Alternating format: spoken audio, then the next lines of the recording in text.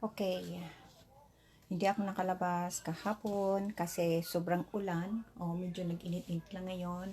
At ayokong mag-live o mag-chat kahit kanino dahil hindi naman ako maintindihan.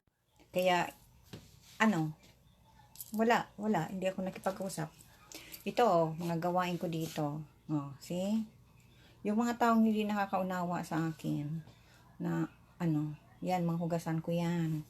Kasi linalagyan niya ng tubig para sa trabaho. Dito, see? Nagluto ako. Pagkagising ko, nagluto ako. Yan. Ako lang kasi ang babae dito sa bahay. Kaya, hindi ako basta-basta nakakalabas. At yan, malapa pa ako. Yan. At ito, dami ko pang gawain. Kaya, hindi ako basta-basta nakakalabas. Hindi ibig sabihin na pag sinabing labas. Minsan nakakapagsabi ka na, malabas ako ngayon. Pero hindi nangyayari yan minsan. Kasi nga, grabe ang gawain ko dito. At ayokong makipag-usap kahit ng kanino o mag-explain bakit ayokong kung ano. Dahil, hindi ko kailangan mag-explain. Maghintay na lang. At ayoko naman na ako kinukulit. Dahil habang ako kinukulit, lalong nairita ako. Ayokong kinukulit ko. Lalo na akong tinatamad pag ako kinukulit. Lalo akong kahit sino, ayaw kulitin. Kaya yan, hindi ako nag-live.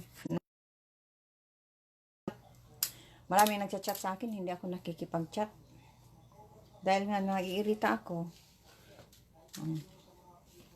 Ang iba nga na naghihingi lang ng pabor, tapos yung pang galit, kaya nakakainis. Kaya ayoko makipag-chat. Kasi hindi naunawaan ang sitwasyon ko dito. Ako lang dito ang babae sa bahay. Ako ang all around ako dito. Mabuti dyan sa Pilipinas may mga katulong. Ay akong katulong dito. Kaya yung mga hindi nakakaunawa sa akin, so be it.